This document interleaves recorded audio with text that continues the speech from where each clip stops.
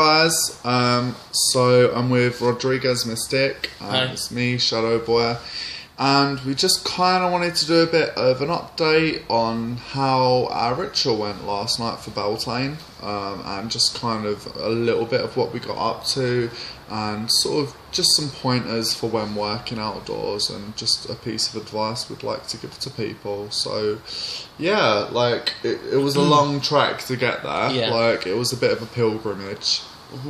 We've done it in a place called Druid Circle in Alderley Edge, which is really, like, it's quite notorious for witchcraft, isn't it? Yeah. There's been a lot of... It's a modern stone circle, it's not ancient. I think it's like Victorian. 18th century, yeah. Yeah, but people have used it a lot over the years. It's been used by a lot of modern groups and quite big names in the witchcraft movement. It's been used a lot. I think Cochrane even went there at one point. Yeah. Alexander was like just there all the time, really, wasn't he? Like he used to do a lot of work in there. Yeah. But yeah, like it's really cool, and it's got a lot of Arthurian. Did I say that right? Arthurian, yeah. Oh, I always get mixed up with that word. But it's got a lot of sort of Arthurian myths surrounding the area. Like, there's the idea that Merlin's army is underneath. King Arthur's army. King Arthur. Merlin. Yeah. Yeah. Well, like Merlin done it. Oh God, I'm hungover. I'm sorry, I'm being silly. But yeah, there's like. Yeah, and there's also an author called Alan Garner who used to live in Alderley Edge I think in the 60s, and he wrote like a lot of magical fiction for teenagers, and a lot of his fiction is based around the area of Cheshire or even Manchester, kind of around the northwest, some parts of Wales as well. And his novels are all like fantasy adventures with teenagers in, but they always incorporate local folklore. And he wrote a couple of books that were set in Alderley Edge, called The Weird Stone of Brisingamen and The Moon of Gomrath, and those are stories about a girl and a boy who are staying in Alderley Edge, and the girl has this magical necklace named Brisingamen from Norse mythology, and there's a witch in it called the Morrigan as well, named after the Celtic goddess. Yeah, it's a cool novel. It's quite scary for kids, quite dark fantasy. I suppose it is with the Morrigan. Yeah. But no, like we got to the stone circle and done the ritual, and it's really weird. I normally, with me, like whenever I work outdoors, I normally feel like really sort of spiritually connected to everything.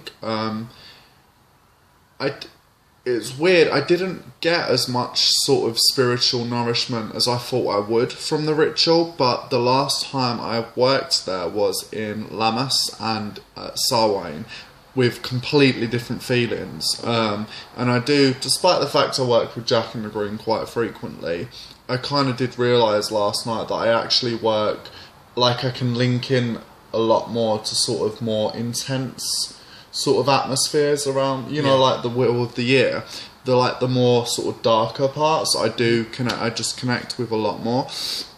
But that's not to say I didn't enjoy myself. I did enjoy myself, and when we called Jack in the Green, that was pretty epic. Like everybody felt that, didn't they? I got a lot out of it spiritually. Yeah, it was like something that I really needed. Yeah, because I've not done as much Wiccan or pagan ritual in the last few months, and I really, really needed that, and I feel a lot happier for doing it. It was like at one point of the night, Seth just got possessed by Jack in the Green and was just, weren't he? He was dancing and just, it was pretty awesome.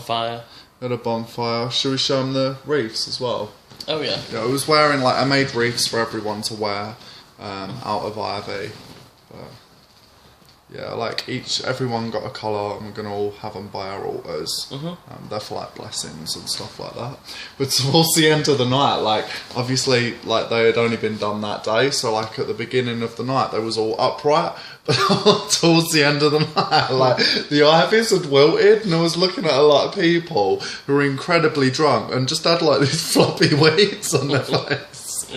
It was really funny.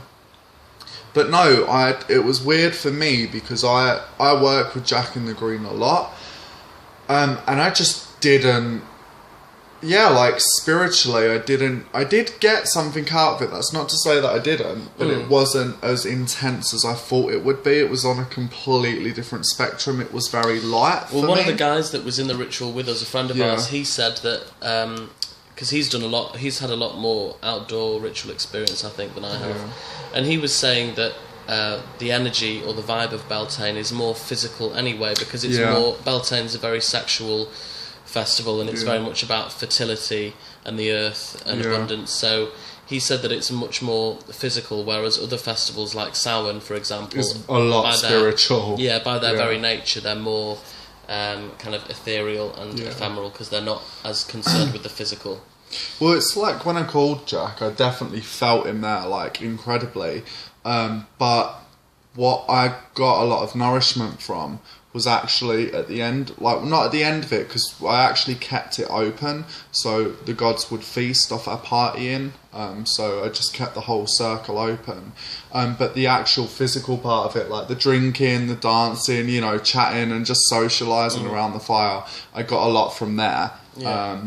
And yeah, like, I love doing outdoor rituals, I do. Like, I just feel proper connected with everything. It felt very, very magical, and also, Alderley Edge used to be a place that a lot of pagans and magical groups would go to for the festivals. Like, one of my first teachers said that she always used to go and do Sabbath rituals in Alderley Edge, and you would hear different drumming circles going off at different parts of the forest.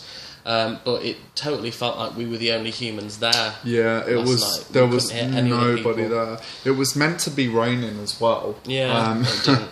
And I basically got a bit desperate and went up to my altar and just said, you know, Jack in the Green, please, like, we're doing this thing for you. Please, please don't, you know, it's meant to be raining. Please, I'd appreciate if it didn't rain, you know, like, and it didn't. And I was really shocked. Like, all the other websites said, you know, I'm not saying I'm like Moses and I can, like, you know, make it snow tomorrow, you know, but it was, I just found that quite weird. I find with a lot of, like, rituals, like, out in nature, that I feel very sort of connected to everything, like every life force, every bird that's watching us on the trees, you know, like even the foxes and rabbits, like, do you know what I mean? Like, a part of one sort of living being. Like, it's very in depth, I know, but like just very connected, like to everything, like just sort of in this wave of energy that's always ongoing. It's gonna sound really crazy, but yeah, like, I think it's very important to do outdoor rituals, and I find it the most spiritually nourishing. Like, I don't know about you, but out of every, you know, during witchcraft, I've had awesome experiences, but the most spiritually nourishing ones have been outdoor rituals, like, and particularly of a night time as well. I find nighttime rituals you get a lot from. Like, I think as well, especially for me, because I don't do enough outdoor rituals and I really want to do more. But when you do work ritual outdoors, the environment that you're in is so different. It shifts your consciousness very, very quickly. So whereas if you're working ritual at home, it might take you a while to get into the right ritual framework, into the ritual set of mindset. You do. But outdoor rituals, they kind of transport you off somewhere else very, very quickly, and it kind of triggers more. For me, it triggered more spiritual experiences, because I was in an environment where it was very different to what I'm used to, or it's something that I've not experienced for a long time. Like when we were walking back after the ritual. Yeah, this is, I wanted to say, just before you say that. Yeah. Is it the Fae? Yeah. Yeah. Before we had started the ritual, I'd been seeing stuff, like, do you remember I said last night, I could see, like, sort of almost like this sort of troll-like figure, by the side of the stone circle, like, and I've also had the Fae following me around lately as well, and I've sort of felt it coming up to Beltane. It's like, yeah, this is their time now, and yeah, I saw something, like, sorry, what the, I saw something by the circle, and then this is pretty awesome and really weird. Go on. Well, I don't think it's that weird. I think it is. Like, I think it's weird because the way that they can work, and I don't know, I just think it's cool. Well, basically, before I tell you this story, I was I just wanted to say, I think when you're working outdoors, it's really, really important to give offerings to the spirits of the land as soon as you set foot on the land, because you can get fairy-led, which means usually is when people get completely lost and they go around in circles for ages and they can play tricks on you. Because we've had times where I've been there before where I hadn't given offerings because I wasn't doing a ritual at the time, and we got completely lost, even though it's a place I've been walking around since I was about 5 years old, so I know it quite well. But at the end of this ritual yesterday, there's a guy that we've started working with who's new to our area, and he's got quite a lot of experience in outdoor rituals and working in pagan groups. And he's lovely. Yeah, and when we were walking back after the ritual, because it was a bit of a trek back, I was following him, and the rest of the group were quite far behind me, and he was just singing, and we're all kind of in a different state of mind now because we'd gone through a ritual and everything. We'd been out, and it was just so beautiful, looking at the stars and everything.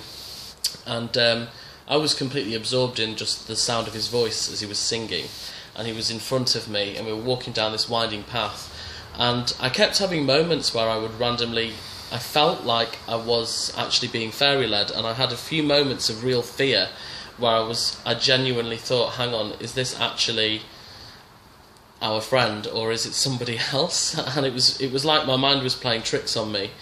And there was one point when he did actually take a wrong turn in the path, and we'd gone quite far down, but then I instantly knew the right way, and I don't know how I knew the right path. I just knew that it was the wrong path, because at and I had that to get everyone to point come you back. came back and was like, we need to go this way, and everyone was like, no Seth, I'm not, and I was like, no, follow Seth, like because you was just so sure. And I think out of everyone last night, you was the most interlinked. Do you think? Yeah, like completely. Yeah, like I do. I think everybody was, but I think you was the most gone. And I think my friend, who I kept worrying occasionally, like every now and then, if he was actually a fairy and was leading me off, he at that point of the night as well, he was definitely going off on his own little world as well. I think he may have been influenced by the Fae and the fact that he was just going off and singing and not talking anymore and going very quiet. But yeah, that it just it's an experience you can't really put into words. But I definitely felt like the Fae were present there, and the Fae I do find quite scary generally. I think you do need to make sure you give offerings and like the first. I've had a lot of people as well that have said that Alderley Edge, when the lights go off, it's a bit like a nightmare and it's really dark. And I've never ever had that. I find with Alderley Edge, the moment I step foot, literally, I'll pull out like a carton of milk and go to the first tree and just libate it and say, I give this to the spirits of these lands, and I give like pennies as offerings. I find the moment you do that, they're like, it's fine, go through. Kind of almost like sort of a doorman, really. Yeah. So yeah, I think with that particular area, as long as I think they're the kind of, in that area, they're the type of spirits that, like, as long as you give them acknowledgement the moment you are there, boom, the moment that foot touches the ground, make that offering and they're fine. You know, it's not like, don't go in, trek around for a bit, then make an offering, because they do. I've had that before, and then I've had really weird stuff happen to me. But the moment I've gone in and done it straight away, and I think that's best with all areas really, because you're kind of just playing it safe. Like the spirits of the lands and the Fae in particular can be, what Seth was saying, can be absolutely terrifying, and the stuff of nightmares, Some of them can be lovely and helpful, but there are some that are very sinister and they operate outside of time and space as well. They work different from the way people work. They have different morals, different ethics, different rules, so something... Say if keys keep going missing, we know it's the Fae. Like, for me, I always think it must be a really important thing for them to, like, have those keys at that time and move things around. Like, you're like, well, they're just a pair of keys, but to the Fae, it's like, no, we need these keys. I think they operate really differently from... Yeah, what do you think? Well, I don't work much with the Fae. I kind of keep away from them. But I think if you're going to work outdoors...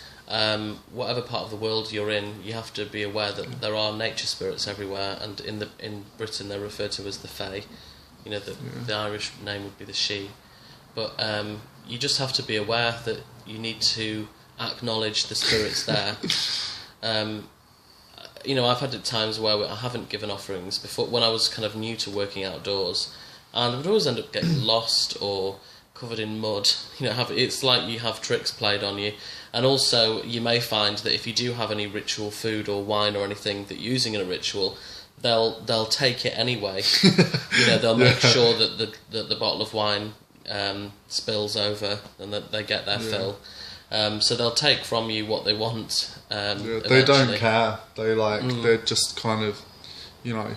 But also, another thing I'd like to say is that because when you work outdoors at night, you know, it can be a little bit scary if there's not many of you and you're in like the big deep dark woods. But last night, because Alderley Edge usually there's usually a tinge of fear that I get at different points. But last night, and I think it is because of Beltane, because our friend said this as well, that the whole vibe of Beltane is so joyous and celebratory and happy. Yeah, it's not. There was no feelings of anything daunting out there. Everything seemed quite. I think happy as well, and peaceful, like Jack in the Green's got that energy as well. You know, the joyous celebration sort of energy. So, like, I've never ever actually worked with Jack in the Green when I've thought a bit like, oh, you know, like sometimes when I've done work with various gods, you know, before you go to sleep, you're like, oh, and then you like have like a check around the room, you're like, oh, you get that sort of fear sometimes if they may be a little bit dark. But with Jack in the Green, I've just, you know, always worked with him. Like, oh no, it's fine. Jack's here. I'm safe, and you know, it's always been like that. I've never really had moments where he's been a bit pissed off, or you know. Well, once, but that was actually my own fault. But he's just got a very lovely energy, isn't he? Just Beltane in general. I hadn't really experienced Jack in the Green. You should work with him more, because I think you got a lot. Like last night, Seth definitely got a lot from the ritual. It just made me laugh, just because of how happy you were and joyous, and it was just lovely. It was just really funny. But yeah, happy Beltane, happy May Day, and just sort of a little bit of an update as to what happened. And can I say as well, I'm sorry to people who are subscribed to my channel, Rodriguez Mystic, because I haven't made a video for quite a while. But I'm always like that. And if you do want to check out his channel, I'll put the link underneath for his channel. It's awesome. It's cool. Are we good? Yeah. Over and out. Peace. Bye.